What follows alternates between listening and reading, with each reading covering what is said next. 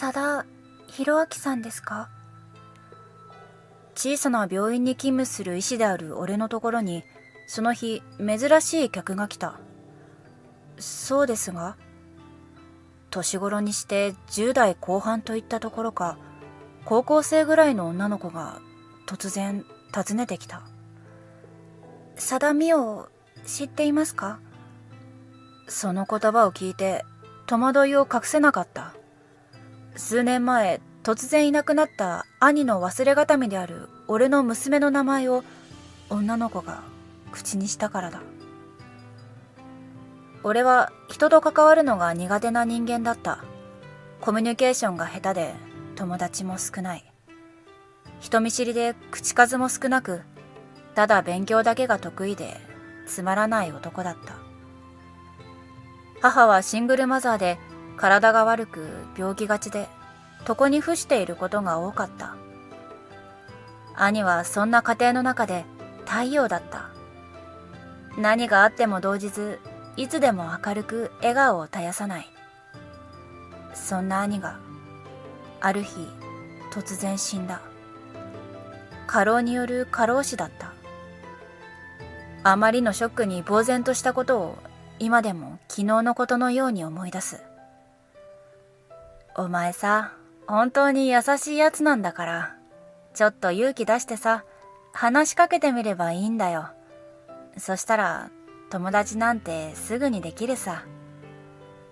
学生時代、いつも一人でつまらなそうにしていた自分をいつも励ましてくれた。だからあの日俺は決意したのだ。俺は幸せだよ。お前は医者になって夢を叶えてくれたし、美代も生まれた。そうやっていつものように明るく笑う兄の顔が浮かんだ瞬間、俺の心は決まった。美代ちゃんは施設に送るって薫子さんが言ってたわ。先ほどまで兄の奥さんの薫子さんと電話をしていた母の言葉を聞いた瞬間、俺は無言で家を飛び出した。ドアを開けた瞬間に開口一番こう叫んだ。美代ちゃんは俺が育てます。唖然とした顔をした薫子さんは、娘は施設に連れて行くのよ、と美代の前で何も悪びれもしないような口調で言い放った。薫子はな、家庭環境が複雑だったんだ。兄が結婚したばかりの頃、夜勤ばかりの俺を気遣って俺の家に遊びに来た兄が言っていた。薫子の母は育児放棄をしていた。子供に愛情が湧かないと堂々と言い放ち、食事はコンビニで買ってきたものや菓子パンなどをいつも与えていた。家に帰ってこないこともしょっちゅうで、いつも寂しい思いをしていたんだと。だから同じように苦労した俺だったら、きっと薫子の心の傷を癒してあげて幸せにすることができると思ったから。だから結婚したんだと語った兄のことを思い出す。この人は逃げているだけなんだ。それは自分も同じだった。母子家庭でいつも家にはお金がなく、大学にも奨学金で行った。生活費を稼ぐためにいつもバイトをして、結局いつも勉強ばかりで地味に平坦に生きてきた自分は逃げていただけなのだ。他ならぬ自分自身から許せない、そう思った。何もない空っぽな自分が医師になれたのも、ろくに友人もいなかった自分がなんとか人間らしい部分も持ち合わせているのも、どんな時でも笑顔で支えてくれた兄がいたからなんだ。その兄がとても大切にしていた娘のことを、この人はまるで物であるかのように。自分がそうだったからですか？世の中には言ってはいけない言葉がある。それでも生きているからこそ、人は機械でないからこそ止められない瞬間もある。自分が母親の愛を知らないから自分の娘にも同じことをするんですか？なんですって？突然家に来た挙句になんて失礼なことを言うの？その言葉には何も返さなかった。ただ無言でミオの手を引いて家を出た。家を出た瞬間、小さな手が俺の手を握ってきたとき、とても可愛いと思った。頭ばかり使って生きてきた自分が初めて心の底からこの子を守りたいと思った瞬間だった。どうぞ。突然訪問してきた女の子をさっきまで寝ていた休憩室に案内をした。実はお母さんを助けてほしいんです。お母さん、長年の無理がたたって病気になってしまって難しい手術が必要だって、どの病院も手術をしてくれないんです。それにお金もないし誰にも頼れなくて、一つまた一つと静かに涙をこぼしながら語る姿を見て思い出す。あの日、今までありがとうと言い残し、何のつもりなのか通帳を俺に押し付けて家を飛び出していったミオの姿だ。それは何？女の子が大事そうに何かを握っていることに気がついた。スマホです。お母さんが撮った動画が入ってます。この動画を見て、私、ここに来ました。貸してくれるかい？女の子は小さくうなずき、スマホを手渡してくれた。返事は見終わってからでいいです。病院の近くで待っていますという女の子に、見終わったら連絡するから連絡先を教えてくれと言い返した後、俺はもう一度休憩室に入り、椅子に腰掛けた。スマホを起動させると、そこにはおじさんへと書かれた動画があった。自分でも緊張しているのがわかる。震えている指先に力を入れて、なんとか再生ボタンを押した。おじさん元気ですか？お久しぶりですね。私、病気をしてしまって、いつ旅立つことになってもいいように、この動画を撮っています。今までありがとう。そう言って出て行った時より、すっかり痩せてしまったミオが映っていた。病院のベッドに座り、パジャマ姿で画面に向き合う姿は、とても痛々しくてたまらなかった。おじさん、私はずっと自分を傷つける生き方をしてきました。そんな生き方だったから、体も壊してしまいました。だから自分の人生の終わりが見え始めた今、自分が一番したいことをしようと思いました。私には好きな人がいました。とても悲しい話だった。アキトという男と付き合っていたが、決して幸せとは言えなかった。自分なりに一生懸命に愛したが、しんどくてたまらないと別れを告げられた。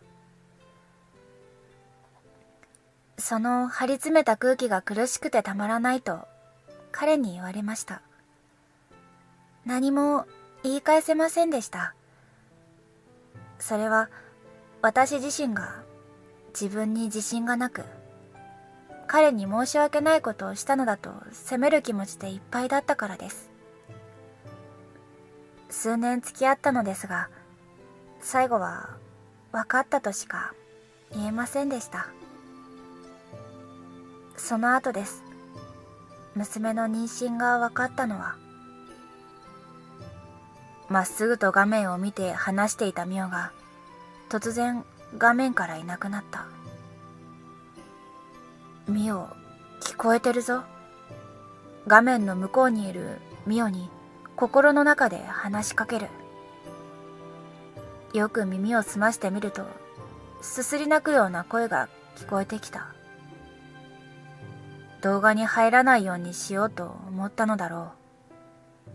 あの子の性格を思えば、きっとそうに違いないと思った。その後もかなり長い時間、ミオの告白は続いた。娘の名前はランといい、誰からも好かれる素敵なランの花のような女の子になってほしいと思って名付けたこと。妊娠が発覚した時、一番に思い出したのは母親だったこと。本当は中絶しようと思いました。母の言葉が頭から離れなかったから。子供なんて産まなければよかった。いつもその言葉が私から小さな自信さえも奪ったのだとミオは言った。でも同時に思い出しました。おじさんが施設に連れて行かれる予定だった私を育てると言ってくれた夜のことです。動画の再生を反射的に止めた。ミオの気持ちが自分のことのように理解できたからだ。人生は大変だと言うけれど、不器用な人間にとってはさらに難しいものだ。いろんな気持ちを心に抱えていても、なかなか伝えるべき相手に伝えることができなかったり、表現できない人間もいるのだ。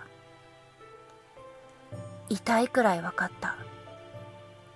本当は恋人だった男にだって言いたいことはたくさんあった。母親にも言いたかったのだ。きっと一人にしないでくれと。一緒に暮らし始めてもあまり感情を表現するタイプの子供ではなかった。自分と同じようになってほしくない。ずっと憧れていた兄のように、この子も明るく社交的な子になってほしい。そう願って必死に向き合っていたつもりだった。私はやはり母に捨てられるんだと思った時、おじさんが迎えに来てくれたことがどれだけ嬉しかったことか。おじさんが私を優しさがわかる人間にしてくれたというのに。だから娘と一生懸命に生きてみようと思った。必死に働いた。昼夜問わず寝る間を惜しんで働いた。自分の体調なんていつも後回しだった。どうにか娘を幸せにして、そしておじさんにまたお礼を言いに行こうと思っていた。ひろあき、お前はいつも言葉足らずなんだよ。兄はよく俺に言った。言葉にしないと伝わらないことがある。特に大事なことこそ勇気を持って言葉にしないと相手に届かない。もしもし、ランちゃん？今度こそ伝えなければならない。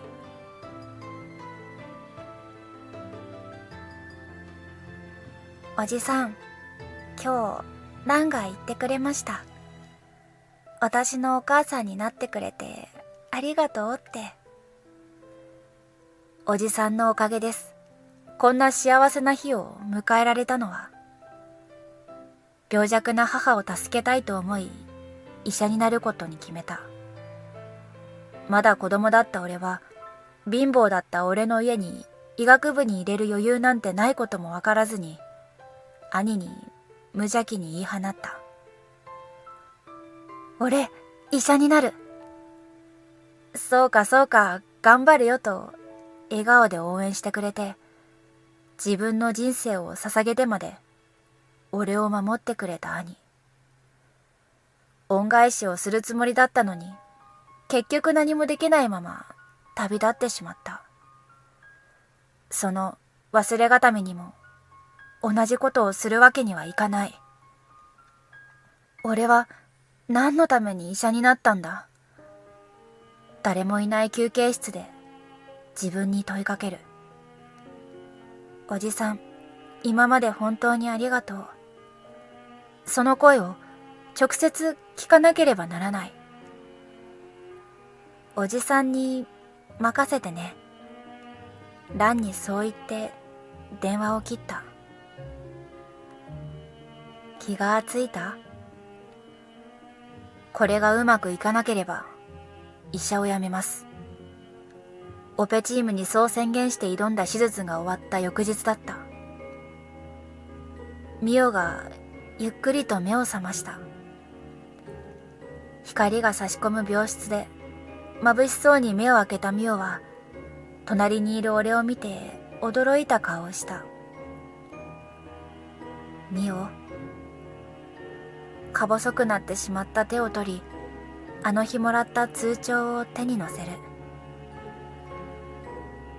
俺も嬉しかったんだよ。あの時、お前が俺の手を握ってくれてさ。